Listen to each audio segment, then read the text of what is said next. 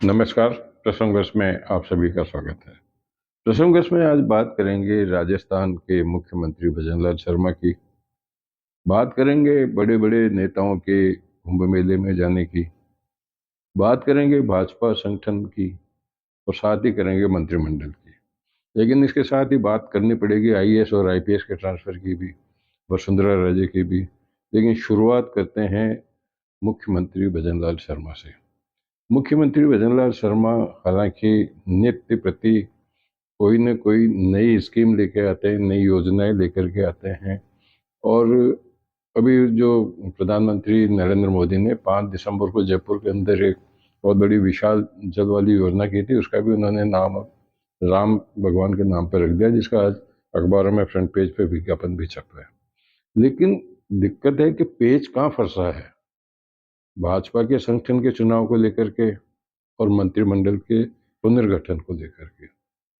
हालांकि जिस प्रकार से मंत्रिमंडल के पुनर्गठन की चर्चाएं सोशल मीडिया पर है, उसने कल उस समय पे उसको और ज़्यादा बढ़ावा दे दिया जब खुद मुख्यमंत्री वसुंधरा जी से मिलने गए थे, जिसका अपन ने कल के प्रसंग में उसका अपन ने उल्लेख भी किया था।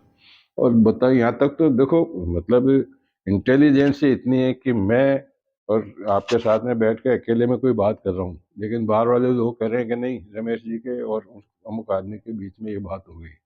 तो वो बात हो गई कि वसुंधरा राजे ने 4 लोगों के नाम दिए हैं मंत्रिमंडल में शामिल करने के लिए, जिसमें ब्यावर के विधायक शंकर सिंह रावत का नाम बताया, श्रीचंद कृपलानी का नाम बताया, कालीचरण सराफ का नाम बताया।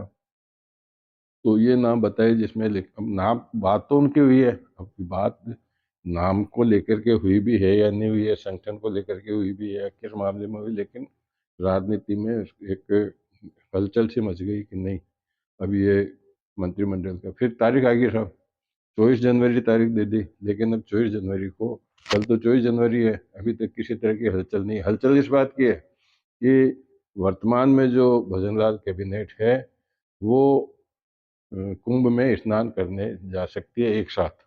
आज सचिवालय में चर्चा थी कि सारे मंत्रियों को एक साथ जाने की तैयारियां की जा रही है।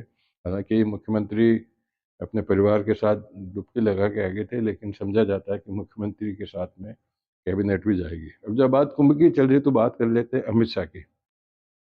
अमित शाह ने आज अपने एक्स पर एक ट्वीट किया। उन्होंने उन्होंने कहा कि मैं 9 कुंभ में स्नान कर चुका हूँ और 27 से 29 जनवरी तक मैं प्रयागराज में रहूंगा, आप लोग भी आइए।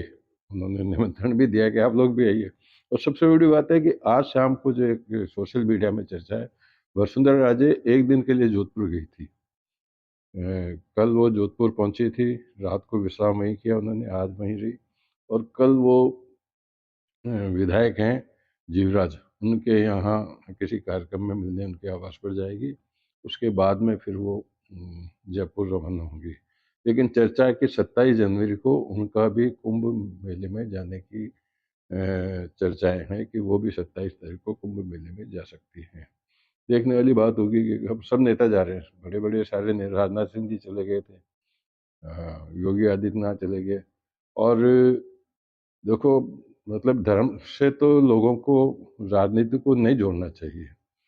बताया जाता है कि 5 फरवरी को प्रधानमंत्री नरेंद्र मोदी भी जाएंगे, लेकिन कह रहे हैं कि क्योंकि दिल्ली में चुनाव है इसलिए वो 5 फरवरी को जा रहे हैं। हालांकि ऑन रिकॉर्ड 5 फरवरी कहीं आई नहीं है अभी तक कि उनके जाने के प्रोग्राम की, लेकिन चर्चा है।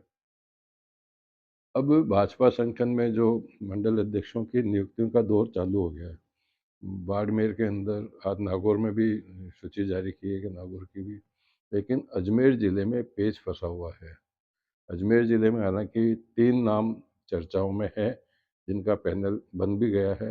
और बताया जाता है कि कल जब राधा मोहन कल आए थे, अग्रवाल जो प्रभारी हैं भाजपा के, उन्होंने एक सूची बना ली है जिसके अंदर लगभग लगभग जिला अध्यक्षों के नाम लेके जयपुर गए हैं, जयपुर से दिल्ली गए हैं, और उन पे जारी हो सकता है कभी भी फरमान जारी हो सकता है कि किसके लॉटरी खुलने वाली है। अब वो हो सकता है आज भी निकल जाए, कल भी निकल जाए, लेकिन भाजपा संगठन भी जल्दी से जल्दी घोषित हो जाएगा पूरा। उसके बाद में प्रदेश अध्यक्ष की तैयारियां चलेगी। ठीक है। बात कर लेते हैं आईएएस की और आईपीएस की, उसमें भी कोई पेच फँसा हुआ है। 29 दिसंबर को सारे जिले समाप्त कर दिए गए थे। जिले समाप्त होने के बाद में जिन जिलों में एसपी कलेक्टर लगे हुए थे, वो बिल्कुल एक तरह से ये समझ लो वो आदेशों की प्रतीक्षा में हो गए। तो 14 आईएएस आईपीएस तो ये हो गए, उसके अलावा कईयों के पास में अतिरिक्त चार्ज भी है। रश्मि गुप्ता ने कल परसों वीआरएस के लिए आवेदन कर दिया। कुछ डेपुटेशन पे भी दिल्ली भी गए हैं। ऐसी स्थिति में ऐसी क्या पेच फँसा हुआ है कि आईएएस और आईपीएस के ट्रांसफ़र नहीं हो पा रहे हैं। जो लोग ट्रांसफ़र के लिए अप्रोच कर चुके हैं या जो अपने दिल में मान के बैठे हैं आईएएस, आईपीएस कि मेरा तो ट्रांसफ़र होना ही है, तो उनके ट्रांसफ़र नहीं होने से वो भी एक विशेष स्थिति असमंजस की जो होती है, उसमें फँसे हुए हैं। तो कुल मिलाकर के आज के प्रसंग बस में यही सारी बातें हैं जो आपके सामने मैंने कही है।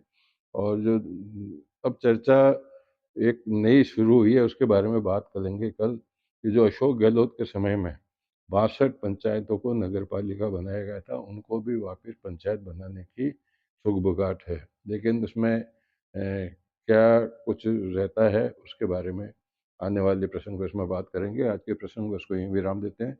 तब तक के लिए नमस्कार।